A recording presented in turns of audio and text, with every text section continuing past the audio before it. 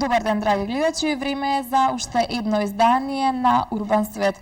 Како што веќе добро ви е познато, во Урбан свет секогаш обработуваме нови актуелни теми кои што се помалку застапени во јавноста, но сепак интересни за нашите гледачи. Денес не е исклучок, значи и денес имаме исто така многу интересна тема која што верувам дека ќе ве задржи во овој нареден од прилика еден час, токму со нас и со мојот денешен гостин, а тоа е магистар Јован Јоновски, хералд на Македонското хералдичко здружение. Најнапред, добар ден и добро ни дојдовте. Благодарам за поканата и баш ми е мило да видам повторно во вашата телевизија. Така, повторно во нашата телевизија, меѓутоа прв пат во емисијата Урбан свет. И токму поради тоа што сте прв пат во мојата емисија, можеби нашите гледачи се помалку запознаени со вашата дејност, па јас би сакала за почеток да проговориме за тоа со која цел е формирано вашето здружение. Македонското хералдичко здружение е формирано со цел да пополни еден вакуум, затоа што на хералдиката во минатото кај нас беше обрнато многу малку внимание и една од целите беше токму популаризација на хералдиката. Но за да имаме популаризација потребно е истражување исто така, затоа што освен трудот на Александар Матковски, грбовите на Македонија, веројатно по кој што многу мина ја поврзуваат хералдиката, нели? Од самите почетоци ние знаевме дека имаме уште многу наследство што е поврзано со Македонија и не само со Македонија, нели, воопшто од хералдиката кој што треба да се истражува. И понатаму друга цел беше едукација. Значи покрај популаризацијата за луѓето да бидат свесни за постоењето на хералдиката, за незиното значење за историјата и денес, но понатаму едукација. И во овие изминати 10 години од почетоците на здружението, мислам дека работиме на тие цели. Здружението, како што спомнав, првите почетоци се од пред 10 години, иако ние официјално организирано работиме последните 7 години. Така, значи напоминавте дека најважните цели со кои што се занимавате се едукација и промоција. Дали мислите дека за ова време со кое што действувате на територијата на Македонија успеавте малку да ја подигнете свеста за значењето на хералдиката? Па јас се надевам дека да, иако тоа е една цел која што е недостижна, значи секогаш може и повеќе и повеќе, но мислам дека ситуацијата во Македонија пред нашето започнување со активности сега е малку кон позитивна страна изменето, иако имаме се уште многу работа. Така, што всушност представува хералдиката? Би сакала малку поопштрено да го патиме овој термин. Наједноставната дефиниција е дека хералдиката всушност представува наука за грбовите. И многу пати кога тоа го споделувам со луѓето, обично оди на шега дека ме боли грбот, дали наука за тие грбови. Значи, кога станува збор за грб, е убаво да дефинираме што е грбот. Затоа што да успееме да разбереме хералдиката, значи грбот всушност представува еден знак за идентификација, кој што може да биде за поединци, за групи, за населени места, за територии, кој што е изразен со ликовни средства, значи со бои, со ликови, во согласност со правилата на хералдиката. И веројатно најпретпознатливо е тоа што секогаш, односно скоро секогаш грбот се појавува на штит. Така, постојат ли правила кога се креира еден грб? Апсолутно, значи постојат многу правила кои што се развивале во хералдиката и кои што опстојуваат во последните 10 века, колку што можеме да сметаме дека хералдиката постои. И првото правило што го спомнавме тоа нели дека грбот е секогаш на штит. Што е првиот основен услов. Обликот на штитот може да биде различен, тој еволуирал низ историјата, низ времето, но останува на тоа. Значи елементите треба да бидат на штит, не околу. Да има елементи, но основните елементи сепак треба да бидат поставени на штит. Понатаму друго главно правило е правилото на боите. Значи се води сметка за контрастот.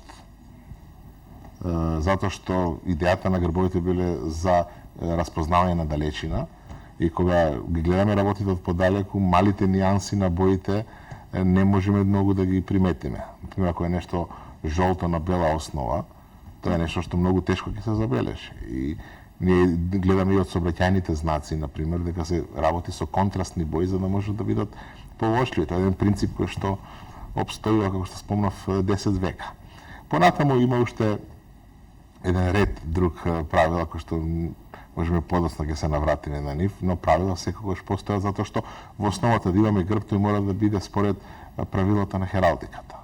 Значи дали е нешто грб или не, се гледа од тоа дали ги задоволува тие правила. Така, дали има правило за тоа колку елементи е дозволено да содржи еден грб?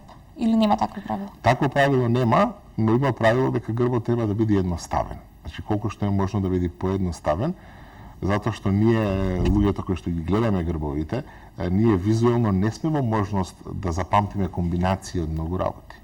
Значи кога е нешто поедноставно, тогаш повеќе може да го запамтиме. Ако еден елемент или два или три, ако се тие симетрично поставени, многу полесно ќе ги запамтиме отколку ако имаме еден цел куп 7, 8, 10 елементи. Така, постои ли кај нас во Македонија школа за хералдика во Скопје? Како школа, ние одржуваме курсеви, особено во соработка со Музеј на Македонија. Значи имаме работилници каде што имаме и предавања, имаме и вежби практични, затоа што самите предавања по себе не би направиле многу, затоа што сепак тоа е една работа која што е визуелна. Хералдиката е наука и хералдиката е сепак и уметност. И додека не се може да се работи со бои, со цртања, со боења, со лепења, зависност нели од самата возраст на сите ученици. Значи, да, постои едукација. Да, значи покрај нашата едукација, исто така и на факултет има присутна едукација како за студентите, значи и на катедрата што е за историја и за историја на уметноста. Има предмет кој што се нарекува хералдика, различен е за двете групи, но сепак тоа се работи кои што потекнуваат во последните неколку години, случајно или не поврзано со периодот во кој што делува Македонското хералдичко здружение. Така, има ли интерес на овие курсеви кои што ги споменавте? Се пријавуваат ли многу членови? Па интерес има. Најголем дел ние соработуваме со училиштата.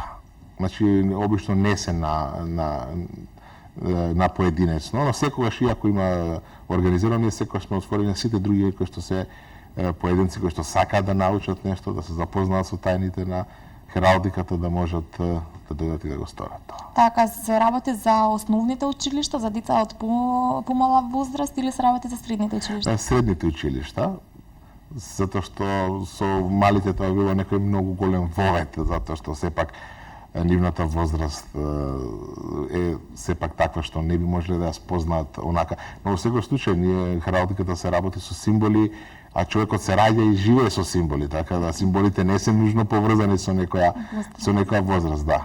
Така, споменавте дека нели групно доаѓаат организирани посети од училишта, меѓутоа дали тоа е знак дека младите се тие кои што се повеќе заинтересирани за осознавање на оваа наука, има ли интерес од повозрастната популација? Има и од повозрастната популација, сега средношколците поинаку ги сваќаат работите, возрастните поинаку и има интерес. Така, на грбот на македонското знаме има лав. Меѓутоа, го има и на многу други. Тоа јас го воочив додека истражував и додека се подготвував за денешната емисија. Може ли да проговориме дали е тоа дозволено? Дали е тоа заштитен знак само за еден грб или може кој сака да го користи? Да, ние често зборуваме така емотивно кога станува збор за лавот. Лавот е еден од најраспространетите символи во хералдиката. И тој го има во многу грбови, не само државни, туку има и во територијални и во лични грбови, но она што мораваме да го споменеме е битна е бојата на грбот. Како прво, на бојата на лавот, но исто така и бојата на позадината. Бидејќи лавот е најраспространет, а правилото едно на хералдиката е дека не може двајца или две институции да имаат ист грб. Затоа има други моменти кои што ние обично не ги, односно кога обичните луѓе ги гледаат лавовите, не успеваат да ги забележат. Значи затоа што лавот е толку распространет, има многу битни елементи. Значи како прво е позата на лавот. Покрај нели разликата на боите, првин е позата на лавот. Во која поза е застанат лавот. Понатаму во која поза е главата на лавот. И друга интересен момент е каква е опашката. Значи лавовите може да бидат сосема исти, дори и боите бидат исти, ако опашката е од поинаков вид, тогаш се смета за друг грб. Лавот е најраспространет символ во хералдиката и затоа излегуваат тие правила за нивно диференцирање. Значи не е потребно само да се каже дека е лав, многу е битно се каже во значи кои се боите, која е позата и евентуално додатните елементи. Значи како што е позицијата на главата, опашката, дури бојата на јазикот е битна. Така, сега ова последново мене многу ме заинтересира, верувам дека нашите гледачи ги заинтересира. Може ли да ни објасните накратко која позиција на лавот означува што и ова последната со опашката беше навистина интересен податок? Да. Значи, основната позиција на лавот е така наречена рампант. Тоа значи кога лавот стои со една нога на основата, на замислената основа на штитот и со сите други 4 нозе се подигнати. Што е класичното тоа што ние што го познаваме, да речеме од Матковски, што е од историјата на Македонија, што е елементарната основната положба на лавот. Јасно, тоа не е природна положба на лавот, сепак тука зборуваме за символи, нели, не за зооморфни ликови. Понатаму лавот може да се најде и во многу други позиции. Значи следната позиција е статант, значи кога со двете нозе стои. Може да биде со сите 4 нозе, да оди. Значи може да е со 3 нозе, со една и така натаму. Значи тоа се оние работи кои што го разликуваат лавот еден од друг. Понатаму опашката, кога е една обична опашка, тогаш е обично не се спомнува дека е тоа, да е вообичаената опашка, но она најчесто е поврзано со нашата традиција е двојната опашка. Но исто така е битно каде почнува опашката. Значи дали е двојна опашка од самиот корен или после е една која што се дели на две опашки. Така, навистина интересно. Да, лавот, велам, тоа не е специфика тоа за сите други символи, но затоа што лавот е толку многу употребуван и за да се задоволи принципот на уникатноста на грбовите, се одело на такви варијанти. Така, покрај лавот, кои други животни се исто многу застапени? Следниот е орелот. Значи, лавот како кралот на животните и орелот како кралот на птиците бил символ кој што од секогаш ги восхитувал луѓето. Нели, дури во нашата народна поезија се иде орелот како еден крал на птиците, кој што високо лета, убаво гледа и сите останати карактеристики. Значи, орелот е оној кој што е најзастапен после самиот лав. Понатаму животните можат да ги разгледуваме понатаму, значи, освен лавот во фамилијата на мачки, да речеме, понатаму имаме и тигарот, кој што хералдички се појавува, се прикажува поинаков од зооморфниот тигар. Од птиците после доаѓа соколот и уште редица други птици. Така, ги ставаме животните на страна, меѓутоа пак сме кај символите. Да. Покрај животните, кои други символи, значи не мора да бидат нели животни, не мора да бидат птици, кои други символи се најмногу застапени на грбовите? Да, значи најнапред како најголема категорија би биле со хералдички јазик кажено ординариите. Значи тоа се они најосновни елементи во хералдиката што всушност представуваат ѓеометриски фигури. Значи тука се појасот, кој што е на хоризонтална, како да кажеме, на хоризонтален правоаголник, каде да речеме. Потоа греда, тој исто вертикално поставен. Потоа може да биде коса греда, ако е горе на штитот, тогаш... Во моментов имаме еден грб кој што би сакала да го прокоментираме. Тоа е грб на една од скопските општини. Токму интересно е тоа што ние во урбан свет многу често на скопјани им приложуваме и им прикажуваме за се она што се случува и до каде се работите со општините. Режија, ако би можела да го вратите назад, ви благодарам. Дали би можеле да го прокоментираме овој грб и да прокоментираме што се означуваат овие елементи и дали се со некоја цел употребени или се случајно, значи дали таа општина која што го користи овој грб ги искористила елементите за да покаже нешто. Значи, апсолутно да. Станува збор за грбот на Скопската општина Центар, кој што е донесен некаде 97 година. Автор на ова дело е Мирослав Грчев. И тука всушност ни е представен еден феникс, кој што излегува од оган и всушност тоа го представува градот Скопје. Во одлуката што е општинската, за овој вели дека позначајните објекти се наоѓаат веќе на грбот на градот Скопје, значи камениот мост и калето кои што спаѓаат во општина Центар. И тука е еден многу добар пример овој грб, затоа што всушност тука не е се насликани конкретни ликови како на грбот на градот Скопје, кај што имаме камениот мост или калето, туку станува збор Така, дали ќе може повторно да го видиме грбот? Станува збор за символиката. Затоа што Скопје на многу пати било разрушувано, опожарено, но секогаш како феникс, значи митскиот лик на митската птица феникс која што излегува собствена пепел. Тука е преземено, значи да ја покаже таа карактеристика на повторното обновување на градот Скопје. Мислам дека овој грб многу повеќе би одговарал за целиот град Скопје, не само за општината Центар, но ова е многу убав, да речам, и школски пример за објаснување какви ликови треба да се, што треба да има на еден грб. Значи не да ги ставиме локалните архитектонски објекти, туку треба да се појави смислата, значи која е приказната за тоа, значи со символи, со ликови да се опише некоја карактеристика. И ова е направено навистина добро во Така, продолжуваме со останатите грбови. Дали ќе можеме да го искоментираме овој? Ова е грбот на општина Карпош, кој што исто така веќе користи символи и е хералдички, со една мала грешка.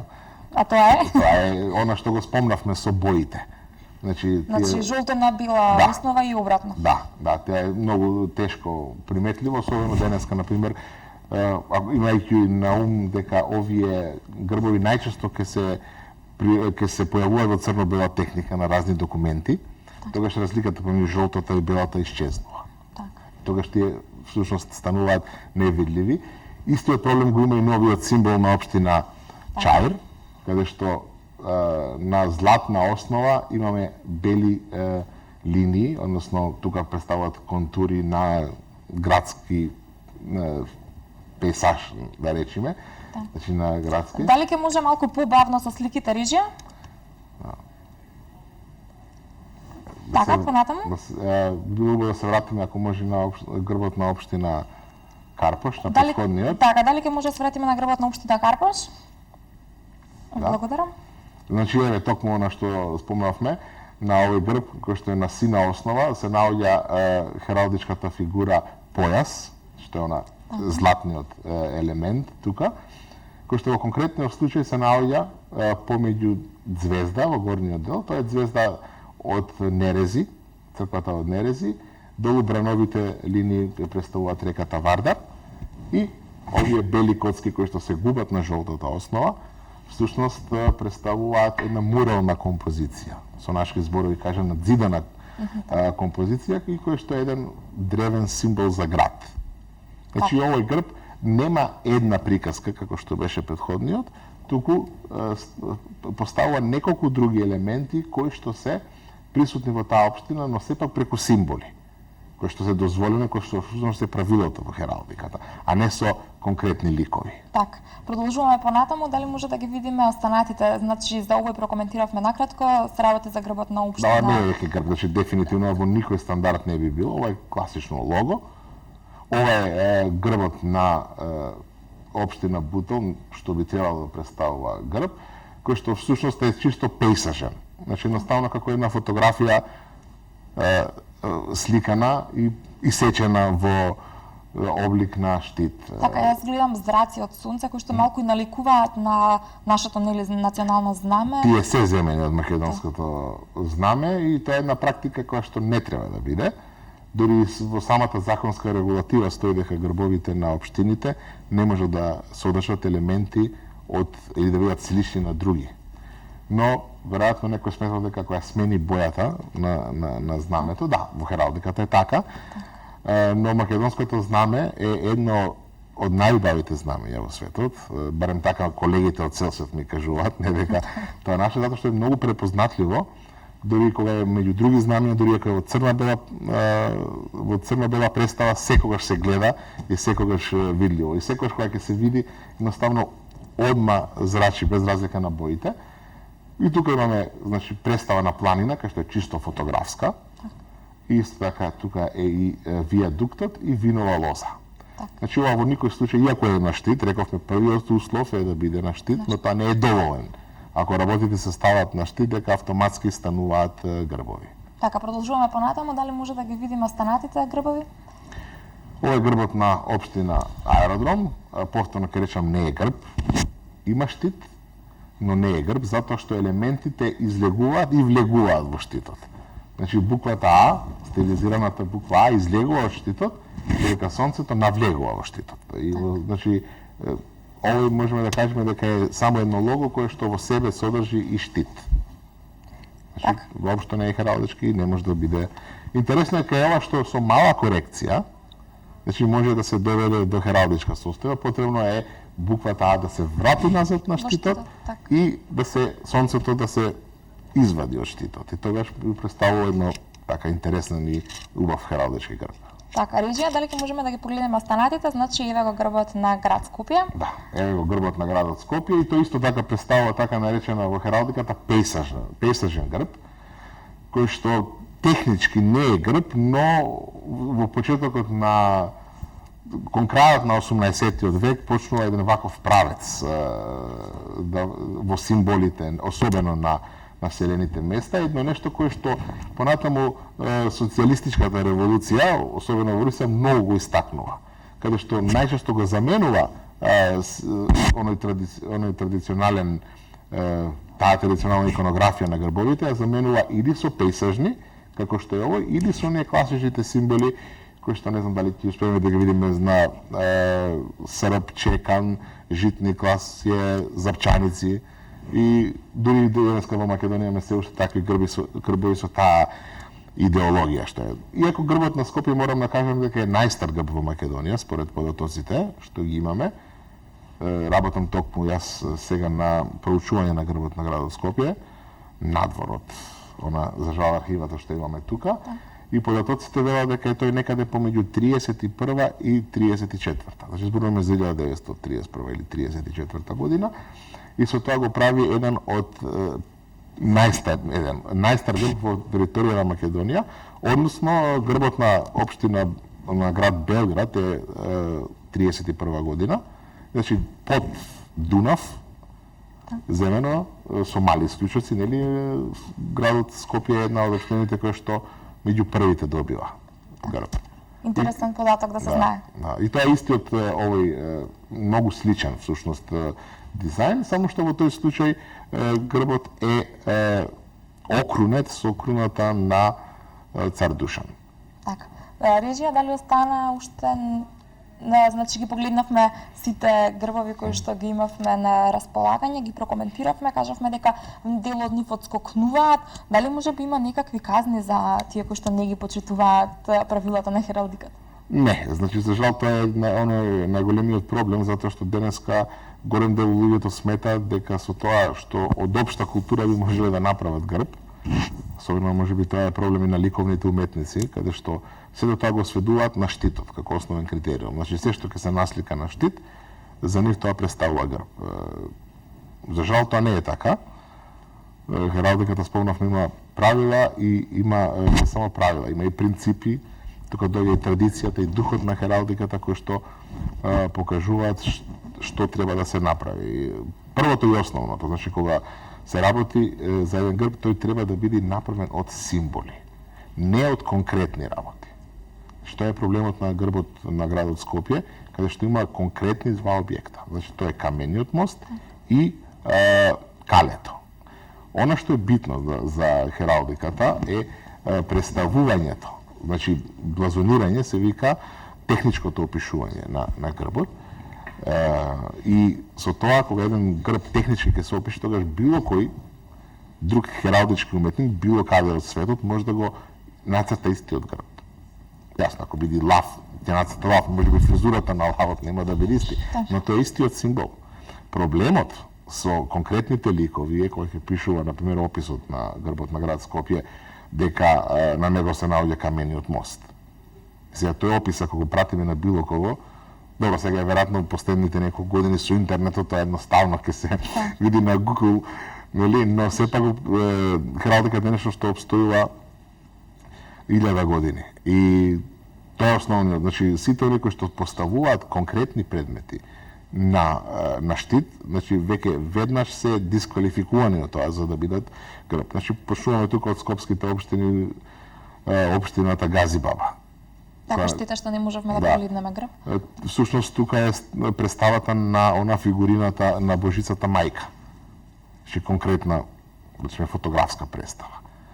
И тоа е невозможно ниту да се блазонира, ниту пак после да се емблазонира, односно врз основа на тој блазон да се напише. Друг интересен од специфичен, да речем, од грбовите на град Скопје е грбот на Кисела вода, кој што е специфичен по тоа што има многу елементи, премногу елементи. Значи, тука се наоѓа и чешмата како основен елемент, веројатно на киселата вода, нели? Црква, фабрика, има шума, планини, едноставно премногу елементи кои што се ставени на еден штит. Така, а според вас, еве кажавме кои се оние кои што не се придржуваат до правилата, кој грб на чива општина се најдобро е насликан и се придржува кон сите правила? Како што спомнавме, грбот, значи, на општина Центар е еден од најубавите примери. Понатаму во духот на хералдиката е грбот на општина Карпош. Треба малку технички да се реши тој проблем на белите цигли, односно на белите квадрати на жолтата основа, и тогаш ќе биде еден многу убав, прекрасен грб. Општина Аеродром, малку, како што спомнавме, треба да се поправи, додека некои се едноставно непоправливи. Како што спомнавме Кисела вода, едноставно ќе мора да се решат на еден или два символи, максимум 3, кои што би се поставили на грбот, а не. Значи, тоа е еден од проблемите повторно, што луѓето не размислуваат дека грбот кажува приказка. Дека со оние елементи кои што се поставени се покажува една приказка. Сите велат, ајде да ставиме и спомен куќата, ајде да го ставиме градската кула, или саат кула, ако имаме, нели, мора обавезно да влези. Сите тие работи, луѓето едноставно забораваат дека тоа е еден визуелен идентитет. Значи, кога нешто ќе видиме дека тоа треба ние да препознаеме за кого станува збор и да се идентификуваме. Луѓето сметат дека ако не ја ставиме и чешмата, и градскиот, и домот на култура, дека луѓето нема да видат. Што се земат погрешно. Апсолутно, тоа не е честитка. Так. Значи, не е честитка што треба да направиме од локалниот споменик, нешто, туку јазикот на символите. Така, јас предлагам малку да се одмориме, да ги погледнеме рекламите, веднаш потоа се враќаме назад во студиото. Драги гледачи, во вториот дел од емисијата ќе можете и вие да се вклучите во нашата емисија и во нашиот разговор доколку имате никакво прашање. И да сме назад, токму како што најавив во овој дел од емисијата, драги гледачи, ќе можете и вие да земете учество на телефонскиот број 25 21 003, а колку за подсетување за сите кои што подоцна се вклучија во програмата, денешен мој гостин е магистар Јован Јоновски, кој што е хералд на Македонското хералдичко здружение, а наша денешна тема на разговор се грбовите и како што зборувавме во текот на разговорот, не било кои грбови, туку грбовите на знаменијата. Зборувавме за символите, за најчесто употребуваните символи, ги споменавме и боите, меѓутоа не кажавме кои бои се најмногу застапени на грбовите. Освен што треба да бидат контрастни, што друго е важно? Значи, хералдиката не познава нијанси. Значи, се работи за конкретни бои. Тие се делат на два во хералдиката. Тука се металните бои, кои што се среброто и златото, кои што најчесто се представуваат со бела и жолта боја. Значи, златното е жолто и жолтото е златно и белото е сребрено и обратната комбинација, тие се нарекуваат метални бои. И потоа имаме и вистински бои. Значи, тука се тие основните: црвена, сина, зелена, виолетова и црна. И тука завршуваат боите.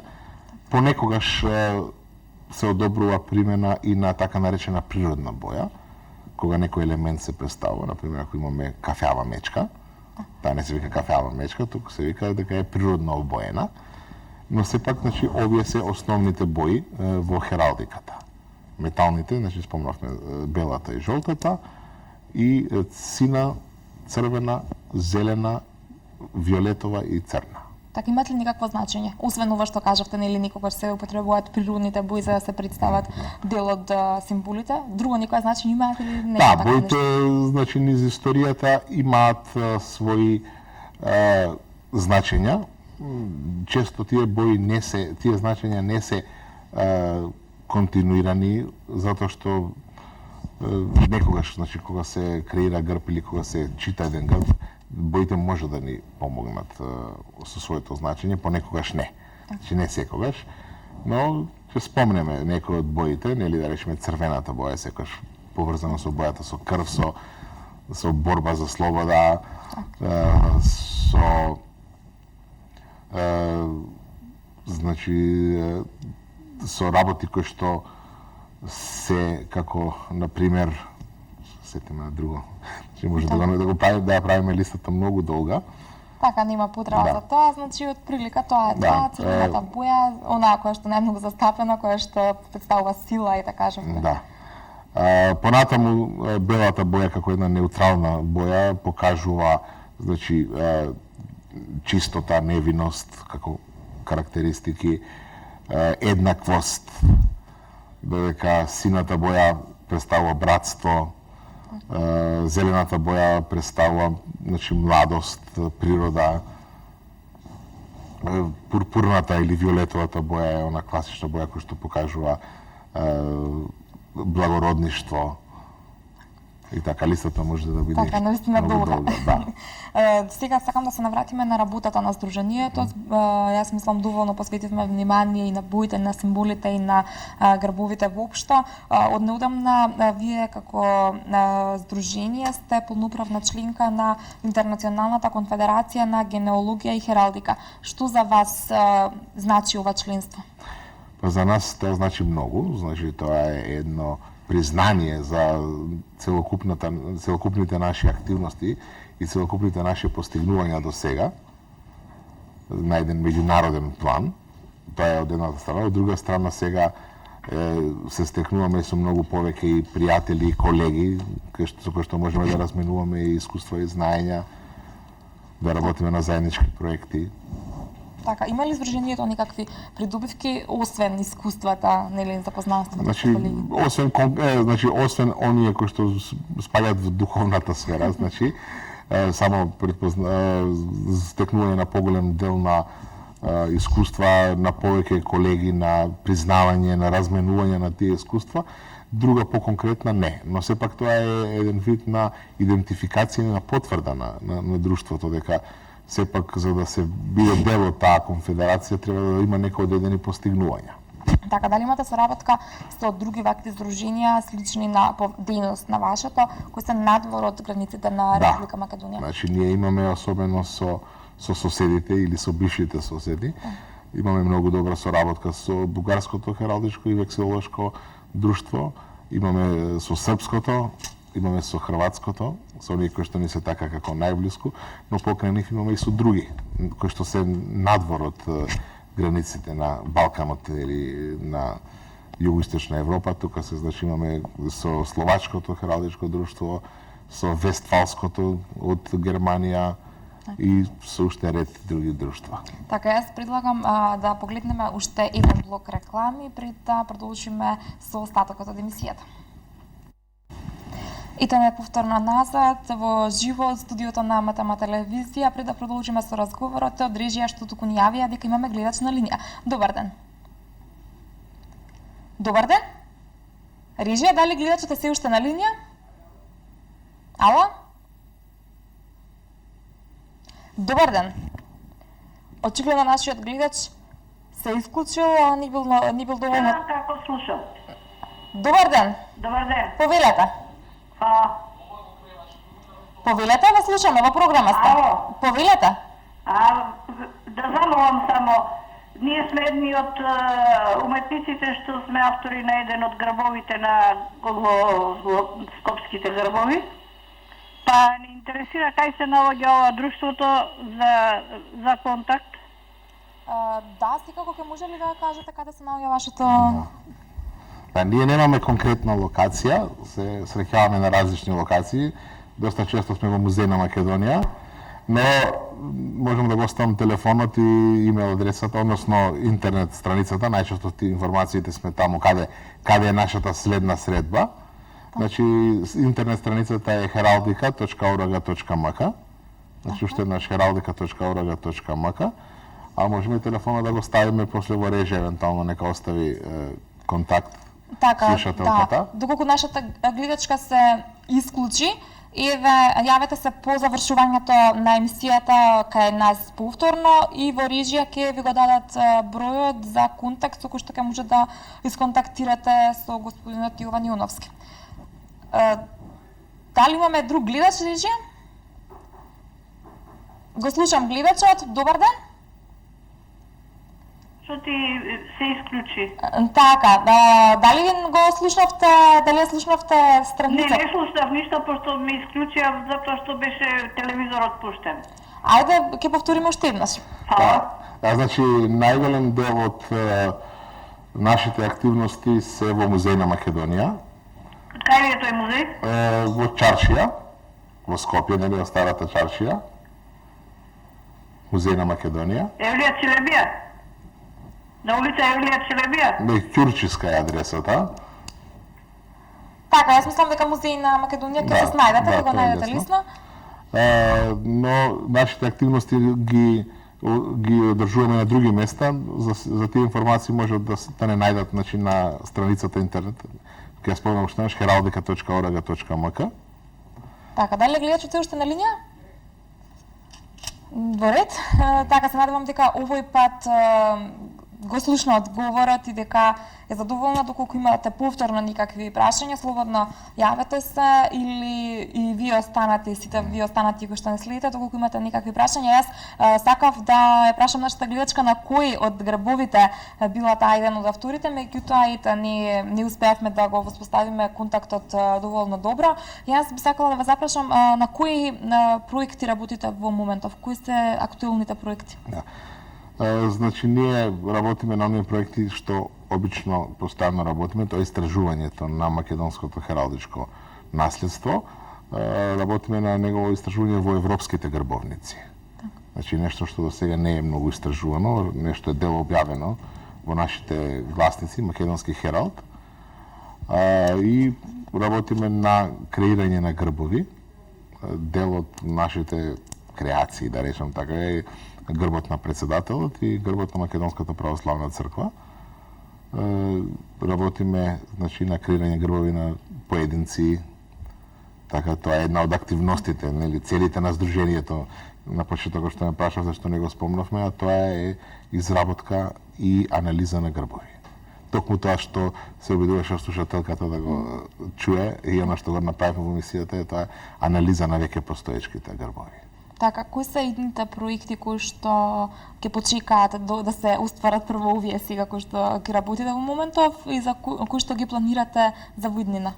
Во иднина продолжуваме со истите проекти, затоа што се овие работи кои што не завршуваат едноставно, затоа што, значи, и едукацијски и креирањето на грбовите и истражувањата се работи кои што не завршуваат и не истражуваат. Мене ми е мило што со нашата работа поттикнавме многу други да се занимаваат со таа работа, особено она што го спомнавме за истражувањето на грбовите на Александар Македонски од европските грбовници. Значи, станува збор за припишани грбови. Значи, не грбови кои што тој ги носел, туку бидејќи делото и ликот на Александар Македонски бил многу силно присутен во средноевропската култура и тоа се гледа и во грбовниците. Значи, ние наоѓаме многу грбови посветени на Александар Македонски и се занимаваме со нивно истражување и мило ми е тоа што гледам дека и многу други се вклучуваат во истражувањето на онлайн податоците кои што се и по различни форуми веќе почнуваат да се објавуваат и работи кои што и ние не ги знаеме. Тоа е една наша така на голема радост, јасно, не е нашата цел ние се да знаеме, другите не, туку популаризацијата е токму тоа, затоа што оваа работа толку многу голема и толку многу широка што 1, 20, 5, 10 луѓе не може да ја завршат. Значи потребно е вклучување на многу повеќе, Така. особено на институции. Јас се надевам дека со денешната наша емисија успеавме барем малку да придонесеме, да дадеме свој допринос до она во кое што вие целите, односно во подигање на интересот кај на македонското население во осознавање на оваа наука за грбовите. Јас многу ви благодарам што денеска бевте наш гостин во емисијата Урбан свет. Се надевам дека кога ќе има нешто ново повторно ќе дојдете. Се радвам и благодарам уште еднаш на поканата.